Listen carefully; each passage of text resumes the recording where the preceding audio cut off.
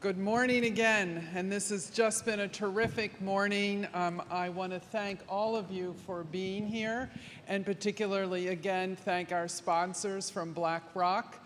It was a pleasure to meet them this morning. I understand there's a number of their employees here today, and as a very much nurse interested in business, I love the business connection. And I also want to make a particular thank you to Elizabeth and Dean Keller, who have been leaders and mentors of ours in this initiative from the very beginning. I'm Eileen Sullivan-Marx. I'm the Associate Dean for Practice and Community Affairs at the University of Pennsylvania School of Nursing. And I'm the incoming director of our Hartford Center for Geriatric Nursing Excellence. And so my remarks today will often be about my view and work with elder care.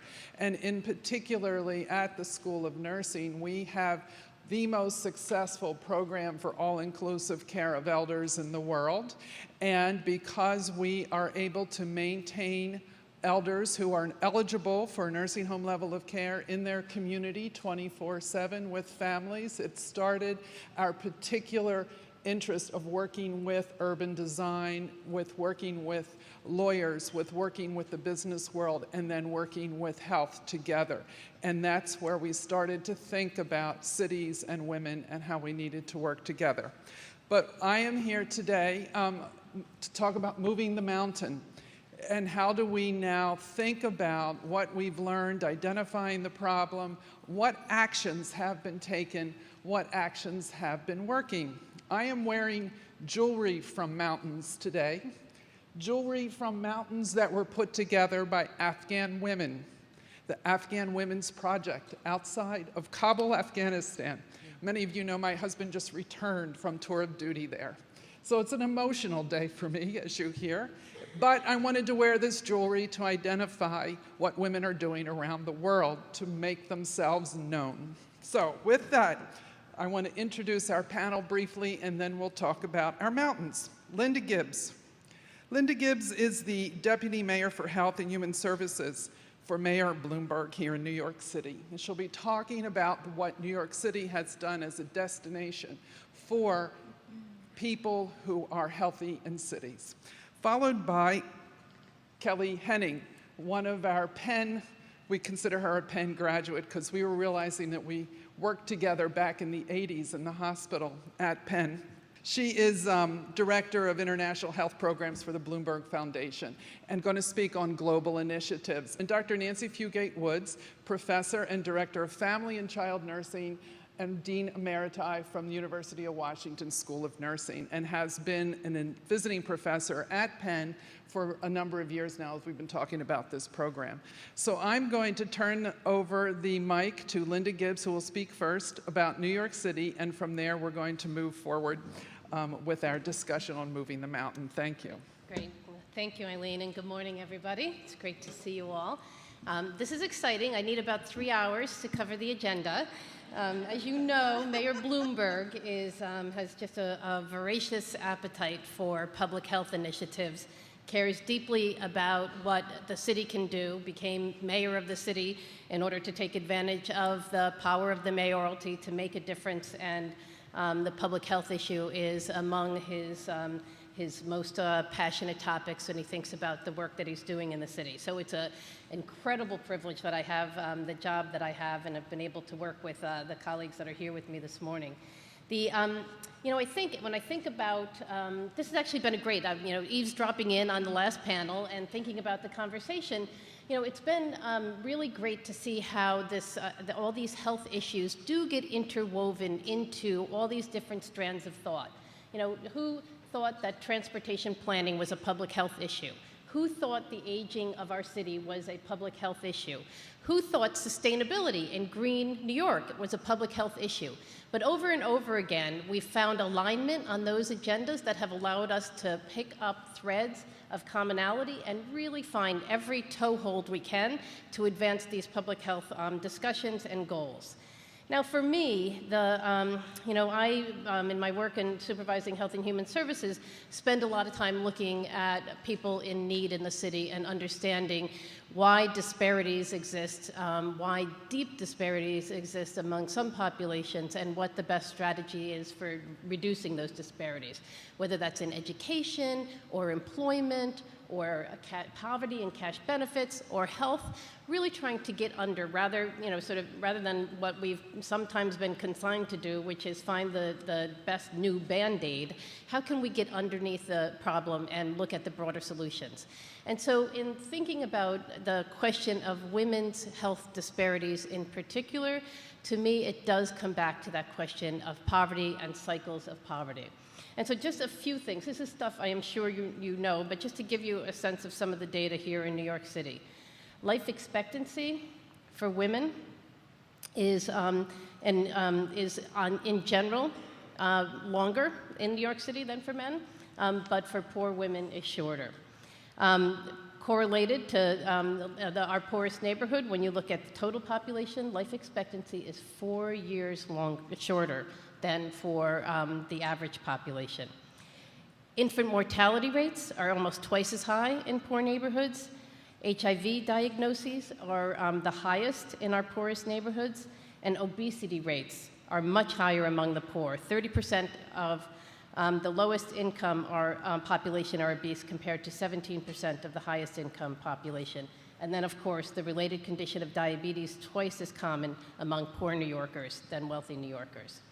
And so when you think about this link of poverty and health, and of course you know sometimes bad health produces poverty because of missed work days and the inability to access adequate coverage, but poverty also generates poor health. So it's not that health is to be blamed for why people are with poor health or living in poverty, but poverty itself can produce poor health because of lack of access to care, lack of coverage for the cost of care, and these things, it's the never-ending cycle.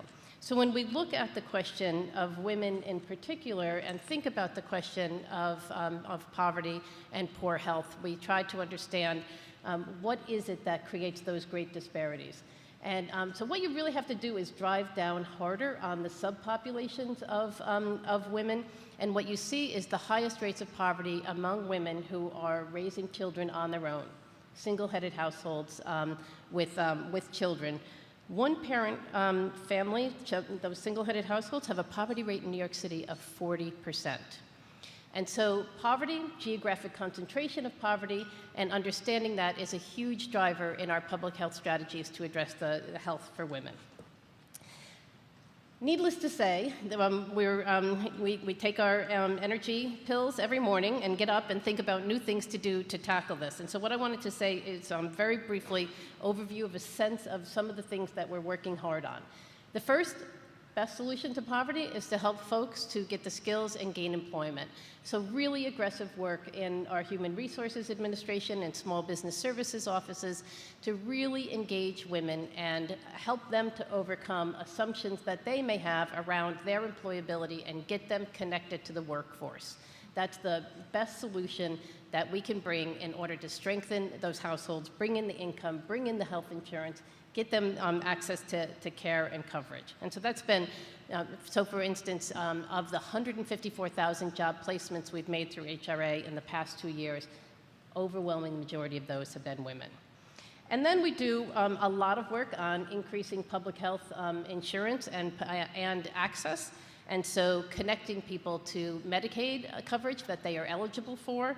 And we now have over 3 million people in New York City that receive Medicaid benefits, and ensuring that they are receiving good preventive care rather than using emergency rooms as their primary care system. And then you'll hear more from the panel on important programs like Nurse-Family Partnership, bringing the good skills around early child care bearing to young women who are giving birth to children in poor neighborhoods to get them the connection that they might not have had growing up and in their community to the best way to raise a child. And early care and education, early child brain development is just so critical in really lifetime learning and abilities that the more that we can bring that skill into the highest need communities, the better that we can do. There are a couple of things that I'm getting. I also got the red card, and now I'm getting a nudge from my side. And look at it, all the good stuff is still here. I tell you, I think I needed the 3 hours. Many other anti-poverty strategies, replicating some of the conditional cash transfer program strategies that have helped in very poor countries, seeing if they can help more in some of our most entrenched poverty neighborhoods. Great outcomes on health sides that I would like to share with you if we have time later. Take Care New York as well, our public health strategy, and 10 top priorities, digging in deep for those where women's disparities are the greatest, and focusing on teen pregnancy and teen parenting. Healthy food access, putting vegetables in front of everybody's noses at every turn that we can. Healthy, affordable, nutritious food to try to transform some of the nutrition behaviors and practices in poor neighborhoods. Lots of really important work.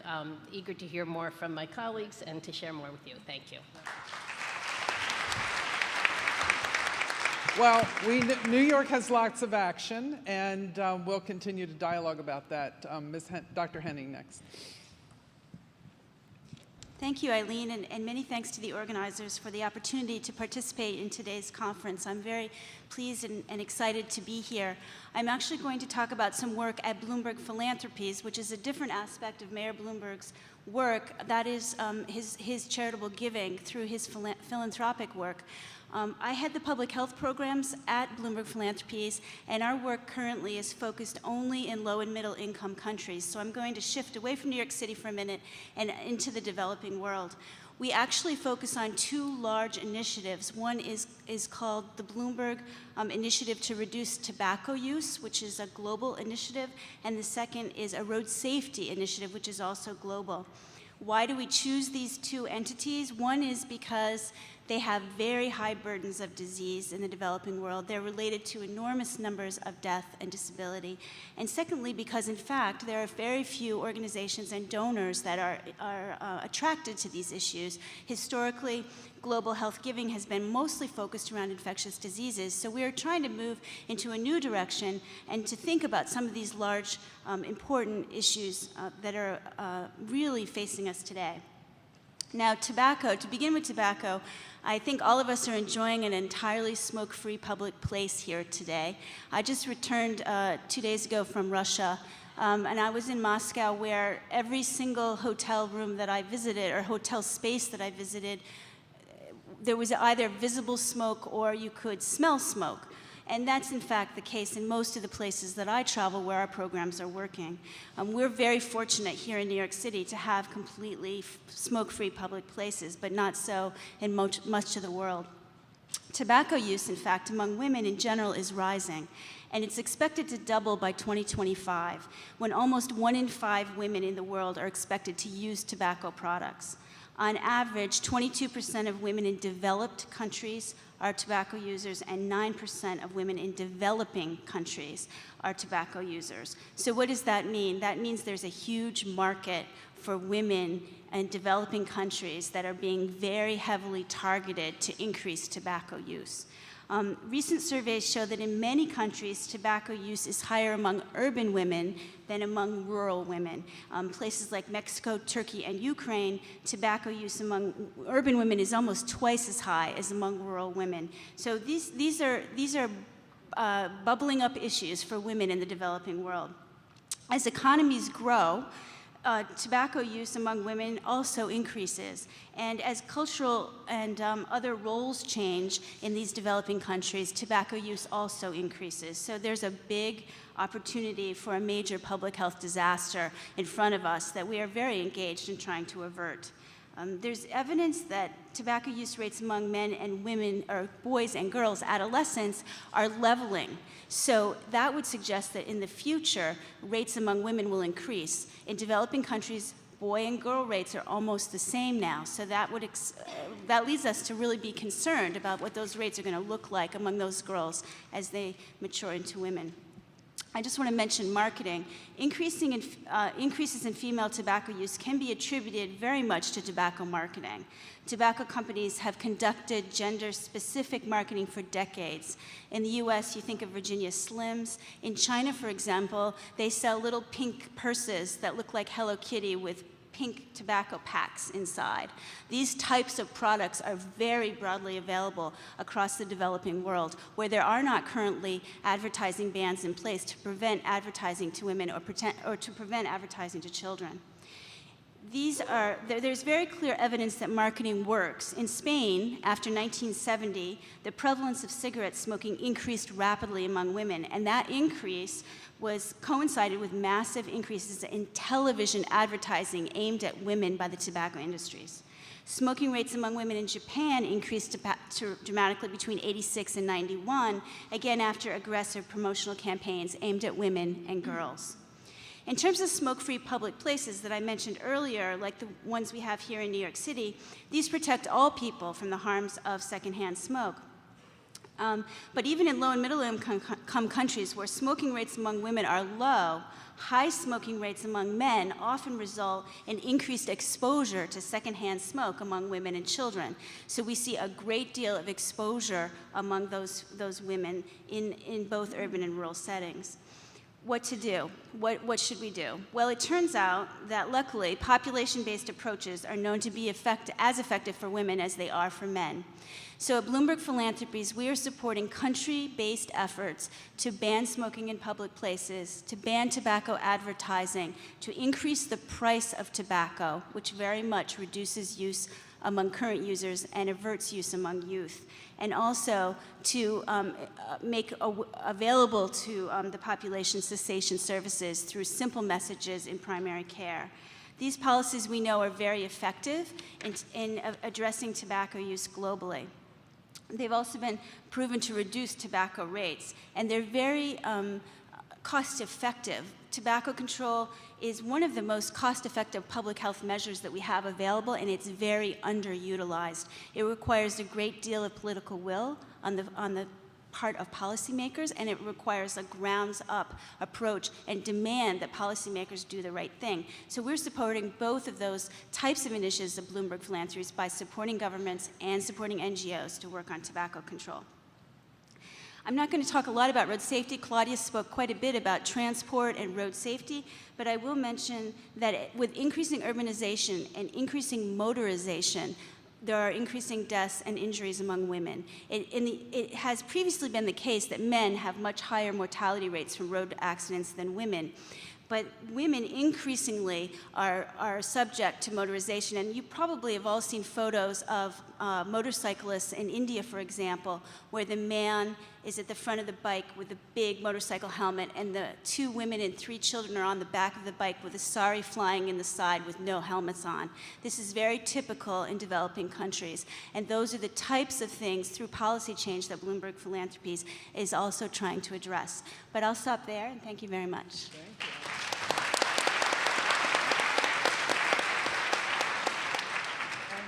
Nancy Woods. Thank you. I'm delighted to be here today and to be on this panel.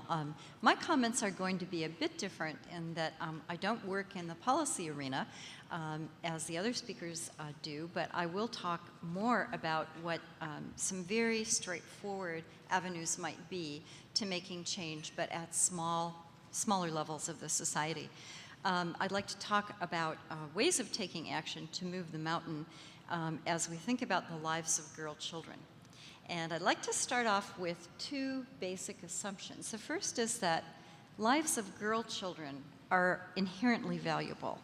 Sometimes we make their value contingent on being able to profoundly influence the health of successive generations, and there's a small difference in the meaning of that first statement and the second, and that is while the health and well-being of girls will influence profoundly the health of subsequent generations, the lives of girl children in the world are inherently have inherent value of their own. I would like to also suggest that some of what I'll say this morning came about as a result of several transformative experiences that I've had over the last few years. The work that I do at the University of Washington and also at the University of Pennsylvania focuses on the health and well-being of midlife and older women. So you might wonder how I ended up on this panel talking about girl children. And I have Dr. Melise to thank for that opportunity, in that I was invited to give a keynote talk at the International Congress on Women's Health Issues in Botswana a few years ago. And as I was attending that conference, we had the privilege of hearing a young girl speaker. I believe she was about 12 years old, who had come to the conference. And she told a story that will stay with me forever. And that is that she pointed out that although the cattle in her village were being immunized, the girl children were not. That was a profound statement that touched me, and I think many of the other people in attendance, deeply. And she challenged us to be thinking about where the value was accorded for these young girls' lives. As I thought about that, I also thought about the challenge of working in low-resource countries of the world. The challenges to people who work in my profession in nursing, but also to those working in medicine and other health professions, where the resources were often obstacles to carrying on programs that were badly needed.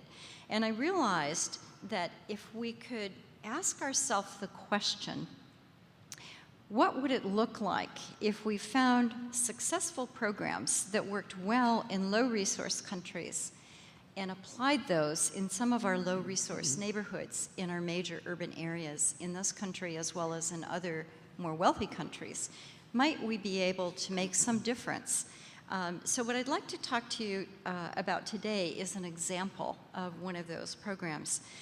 The global focus on women's health has been appropriately directed at safe motherhood, and it's also been appropriately directed at reducing infant and child mortality.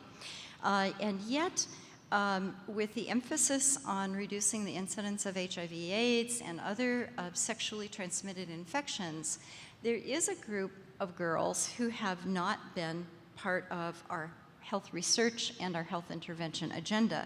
And those are school-age girls.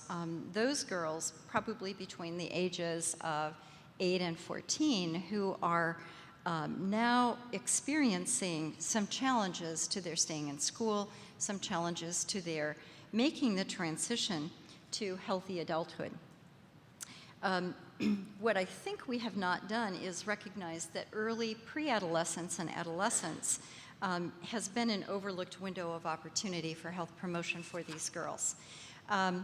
With the earlier age at puberty occurring not only in the US but worldwide with a decline in the age of menarche, we are seeing that young girls are catapulted into sexual activity. They're in situations where early pregnancy, and by definition high-risk pregnancy, are risks for them, where HIV/AIDS and sexually transmitted infections are also a risk. We also see that in many countries, girls this age, as they experience their menarche, not only are challenged by having their movement restricted in the society, i.e. often kept from places where young boys are, like schools, but they also sometimes incur increased work expectations in their homes, and they're challenged to manage their menses in schools, often in places where they don't have access to safe toileting. So if one would think about the goal for these young women being healthy transitions into young adulthood, then I think we might agree that we need a more full understanding, some empirical data, especially that which comes from girls and their parents about their experiences. We need to understand means of culturally grounding programs that are appropriate for these young girls, and accessing mentorship for them from adult women who are prepared and comfortable in the role of providing that mentorship. We would need networks of advocacy connecting girls, parents, and potential funders, such as non-governmental organizations. I'd like to give you an example of a way in which that has worked quite well, and it is an example actually that is included in the book, the forthcoming book called Cities and Women's Health. It's an example that I think is rather straightforward, but it could be used as a template for some of us to think about in our own communities. Now, in the US, we have largely left menstrual education to the province of the private sector. Most of us, including women of my generation, but also young girls now, access information about menstruation and managing menses from the web, but typically from private sector manufacturers of menstrual hygiene products, and they've done a great job of making information available. But I think we have some challenges about how we educate young women in this country about their bodies and their health. Let me just outline what was done in Africa and tell you that a first step was conducting dialogue with young girls about what they saw as challenging in managing their menses and staying in school. In addition, their mothers were brought into the conversation and facilitated in talking about these issues. Secondly, the girls were involved in creating a book that they would share with other girls their same age in schools around the country, and in all of Tanzania, as a matter of fact. The girls were interviewed, they were asked to write stories about their experiences, and the stories were then integrated into a book that was called Growth and Changes. This was not a book about safe sex, it was not a book about issues that girls somewhat older might have been addressing, but really a book about understanding, helping them understand their bodies and their health. The questions that girls submitted were then answered in the book, and so the booklet not only had basic information about developing bodies and growth and change, it had information in the form of the girls' own stories, using their words and their voices to represent what they were experiencing. So the girls' stories, as well as questions and answers to other questions, were included.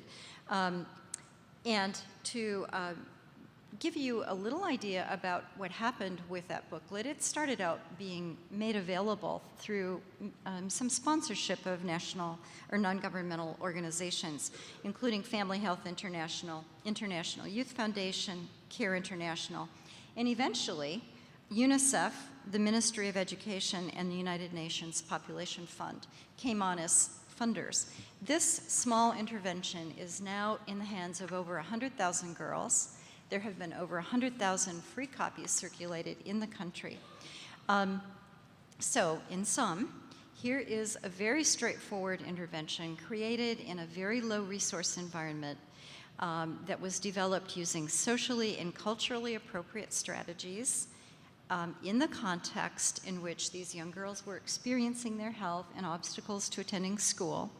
It was a participatory agenda that engaged the girls, it empowered them, it empowered their mothers, their parents. And I thank you for your attention, and I hope that this will be a useful template for some of your ideas in the US as well. Thank you, Nancy. Wow, you're an action-oriented group from these questions that I've got up here, and so we have some challenges in front of us, but this is good because this is where we want the energy to come from. These are tough questions, and you've posed them, so let's get started. To anyone on the panel, one of the unspoken and invisible issues that hasn't come to the fore is the issue of women and their mental health. We've talked about women and safety and consequences of violence and women feeling self-actualized, if you will. And so can anyone want to comment on things related to women, mental health, promoting health, and also treatment? Linda maybe looks like Yeah, well, I actually want to start out maybe with a sort of a good news piece, which is the upside of the way that public health benefits are available is, quite frankly, they are more available to women because they often are connected to the fact that they have custody of children, and a lot of our public health strategies for health insurance coverage do favor women over men. And of course, then by virtue of having Medicaid coverage, you're eligible for public health, the mental health services as well. And so I think that the challenge, again, and I think Nancy's comments are great for really reinforcing that it's about place. And the question about access to services is about the dearth of quality services in poor neighborhoods where poor women are living and working and raising their families. And that remains a huge challenge that we have to take on to bring more adequate capacity, skilled capacity in poor neighborhoods. I would just add to that statement that the awareness of the relationship between mental health and exposure to violence is profoundly important as we think about women's health. We are learning this all over the world when we see that in parts of the world where violence against women is particularly prevalent, that the mental health challenges they face are as well. So post-traumatic stress disorder is increasingly prevalent in this country, not only because of the violence that we experience in our own home communities, but the violence that has been experienced toward women who've served in our military and who are now returning home to face the fact that often the sexual assault, the violence that they've experienced towards them has not only been from the enemy, but from people in their own units. So this is leading to some very profound and very challenging questions for the U.S. military. As well, I think that we're realizing that often the byproduct of war for women in the world is a rape. It is physical assault that leaves profound and lasting mental health challenges. I would just add on the global level, although at Bloomberg Philanthropies we do not have projects at the moment on mental health, we are involved in the UN's action on non-communicable diseases. In September, the UN General Assembly will have a high-level special session with heads of state on non-communicable diseases. Mental health was originally not on that agenda, and that caused a great deal of consternation from many people. And I think that it has been sort of relocated as a sort of footnote on that agenda, but there is a lot of attention that's needed on mental health, and it's very much underrepresented. Great. And Kelly, maybe this question you want to initially respond to. As health service and overall healthcare improve for women, how does this impact global population growth, particularly among the impoverished? So I think the New York Times had a piece on this past week and about overall global health population increase, and how is your foundation or thinking about this? So population increases have many consequences. Crowding, we've been talking all day about urbanization. I mentioned motorization, which is a huge issue for us in the transport area and the road safety area. And all of these issues are clearly coming to a forefront. We talk about speed control, for example, in road safety, but our cities now in Beijing, I was just there the other day, it's so crowded, the speed's not even an issue because you can't move. So there are, these issues of population are enormous for us. We don't have specific programs that address them, but I think a lot of these non-communicable disease issues that we're engaged in are very much linked to the population issues.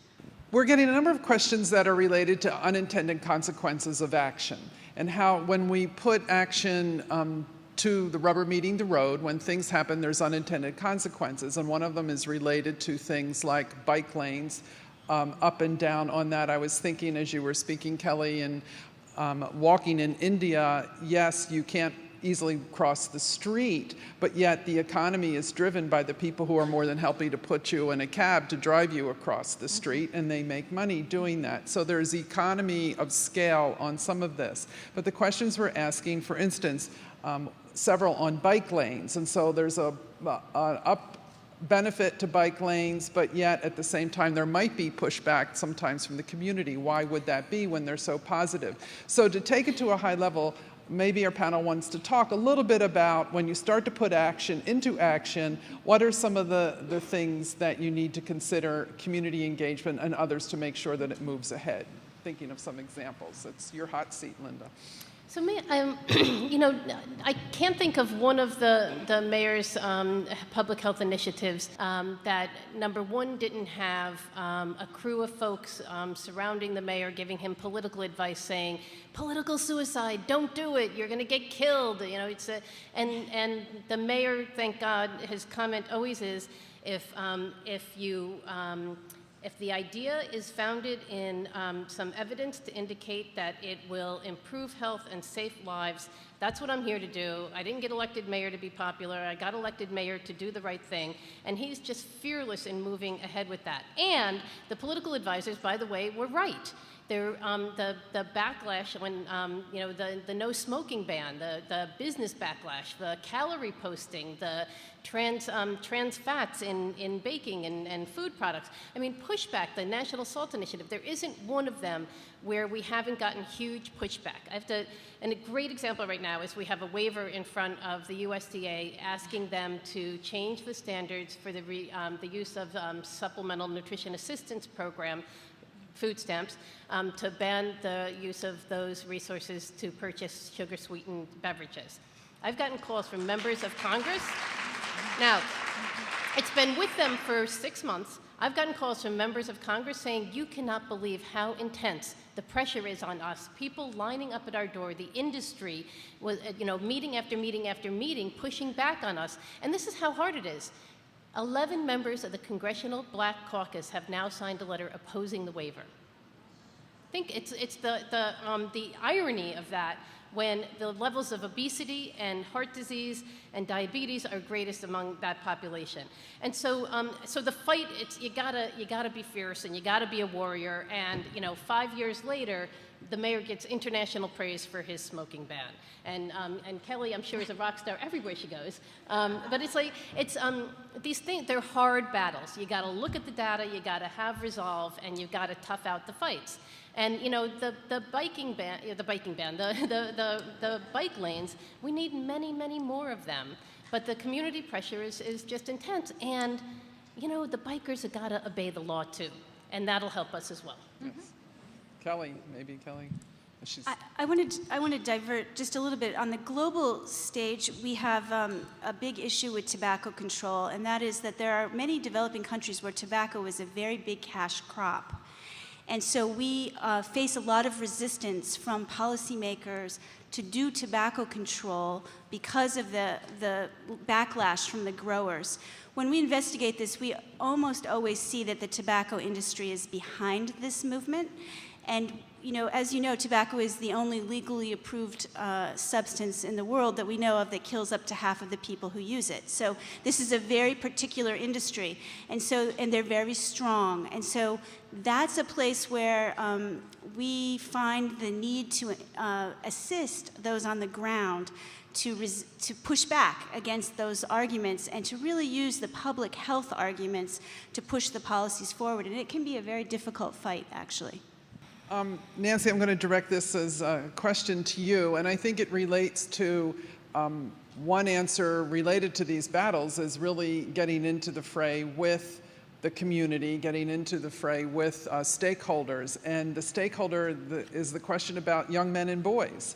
So how do we engage young men and boys with initiatives in a real action way? I'm so glad that you raised that question, because clearly we will not make much progress in empowering women until we address issues related to young men and boys. I think the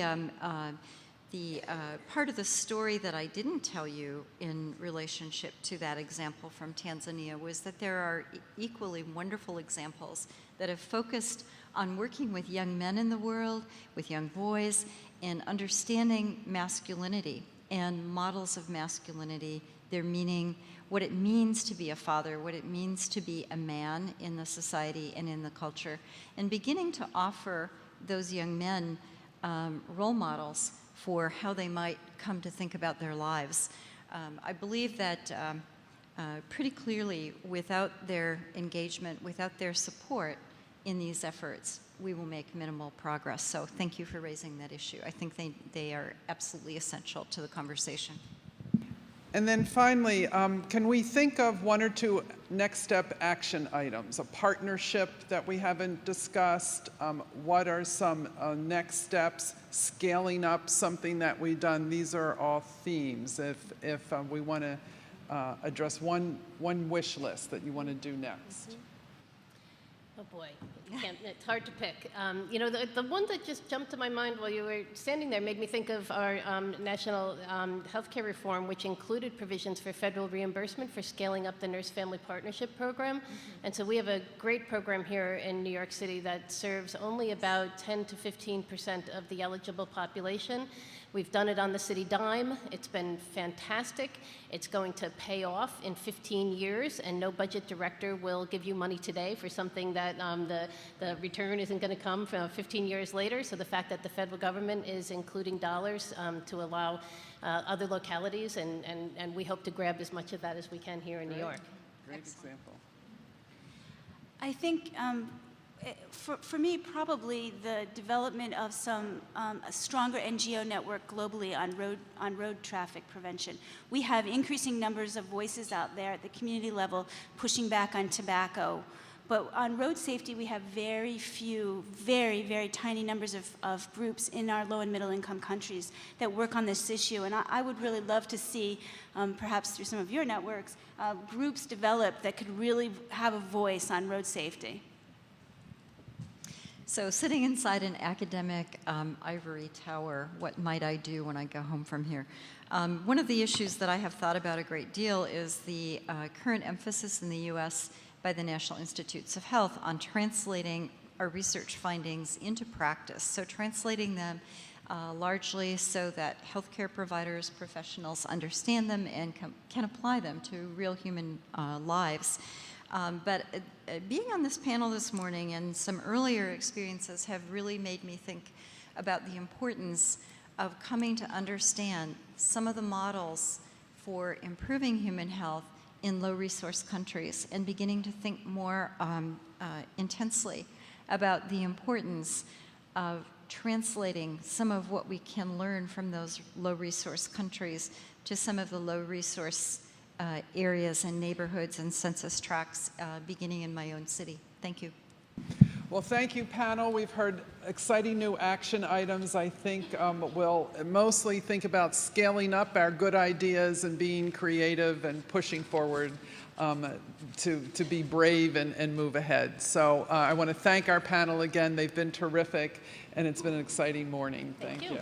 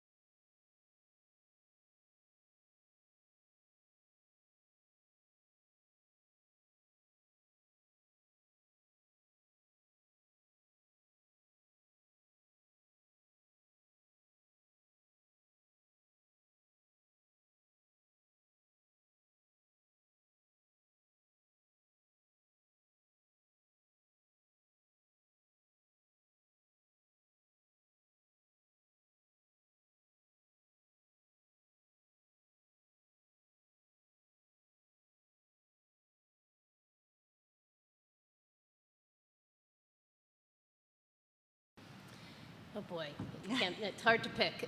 You know, the one that just jumped to my mind while you were standing there made me think of our national healthcare reform, which included provisions for federal reimbursement for scaling up the Nurse Family Partnership Program. And so we have a great program here in New York City that serves only about 10 to 15% of the eligible population. We've done it on the city dime. It's been fantastic. It's going to pay off in 15 years, and no budget director will give you money today for something that the return isn't going to come from 15 years later. So the fact that the federal government is including dollars to allow other localities, and we hope to grab as much of that as we can here in New York. Great example. I think for me, probably the development of a stronger NGO network globally on road traffic prevention. We have increasing numbers of voices out there at the community level pushing back on tobacco. But on road safety, we have very few, very, very tiny numbers of groups in our low and middle income countries that work on this issue. And I would really love to see, perhaps through some of your networks, groups develop that could really have a voice on road safety. So sitting inside an academic ivory tower, what might I do when I go home from here? One of the issues that I have thought about a great deal is the current emphasis in the U.S. by the National Institutes of Health on translating our research findings into practice. So translating them largely so that healthcare providers, professionals understand them and can apply them to real human lives. But being on this panel this morning and some earlier experiences have really made me think about the importance of coming to understand some of the models for improving human health in low-resource countries and beginning to think more intensely about the importance of translating some of what we can learn from those low-resource countries to some of the low-resource areas and neighborhoods and census tracts beginning in my own city. Thank you.